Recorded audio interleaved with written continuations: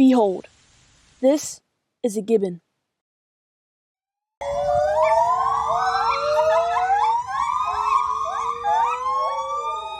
A gibbon is a 1 to 2 foot, small, slender, tree-dwelling ape with long, lengthy arms which are incredibly powerful, native to the forests of Southeast Asia.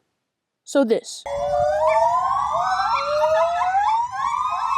is a gibbon. And this is my brother. And while being super busy with college and working 2 jobs, he still takes time volunteering at a little gibbon sanctuary called APES. APES is a non-profit organization that takes care of 8 gibbons. Each gibbon has their own personality and names. Yay! Their names are Sunny, Dina, Stephanie, Trevor, Malachi, Gabriel, Shelby, and Yoda. And actually, here's an audio clip of the gibbons that my brother took while he was working.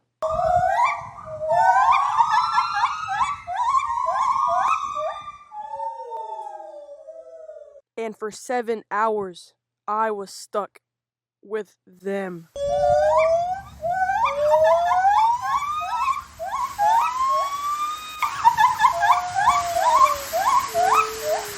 But you're probably wondering, why was I stuck with all these gibbons? Well, I heard about apes when my brother invited me to draw caricatures for them. So, I agreed to help. And I had tons of fun drawing all the people that came. But that story isn't very interesting. Luckily, my brother had interesting stories from his time working there. Yay! Now, while I could sit here all day and talk about my drawing, you would probably want to hear more about the gibbons. Yay! And we will first be talking about my brother's favorite gibbon, Trevor. Trevor loves his toys, whether it's his sleek blue slide, him sitting in his chair while bouncing a ball,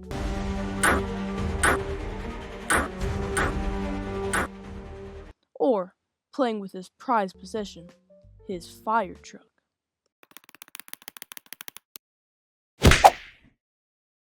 But now that I'm thinking about it, I've barely talked about the other 7 gibbons.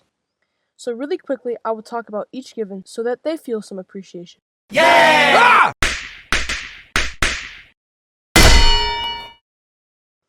Timothy, rest in peace, and Stephanie have 2 kids named Shelby and Yoda.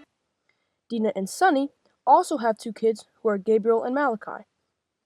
And then there's Trevor, who is just by himself. Aww.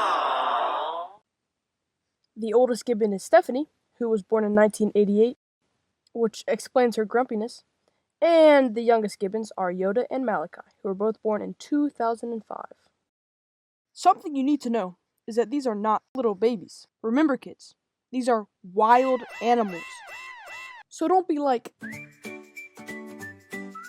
"Aw, what did you get him?" No. So don't get too close. Luckily, that won't be an issue because of the enclosure. Firstly, there is the area that the gibbons are able to freely climb around.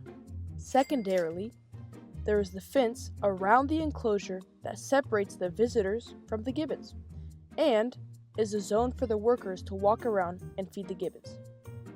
Thirdly, there is the indoor enclosure where most of the time the gibbons just sleep. The way the apes reach the indoor area is through the catwalks. And basically, catwalks are these little tunnels that the gibbons are able to climb through that goes overhead the workers. Workers do get close, but not too close because the gibbons might.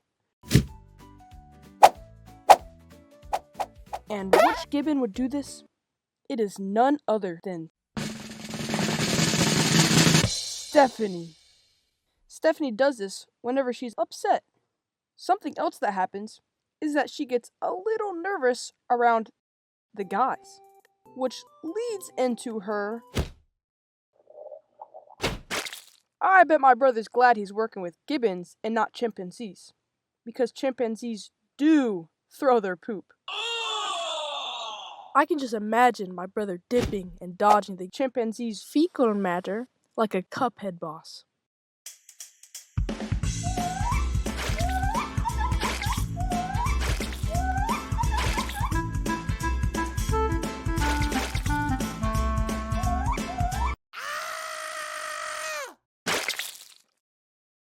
So, in conclusion, you should definitely check out apes. In this video, I showed the mischievous side of the gibbons, but like most animals, for the majority of the time, the gibbons do just lay around. I'd also like to shout out the people working there because they are just the absolute nicest, and they gave me permission to talk about apes. Yay! I did put a link in the description so that you can check out the website, but just on the screen, it is apesohio.weebly.com. And here, you can donate to apes and help them feed the gibbons, or you can schedule a visit to see them yourself. Finally, I think this gibbon wants to tell you something.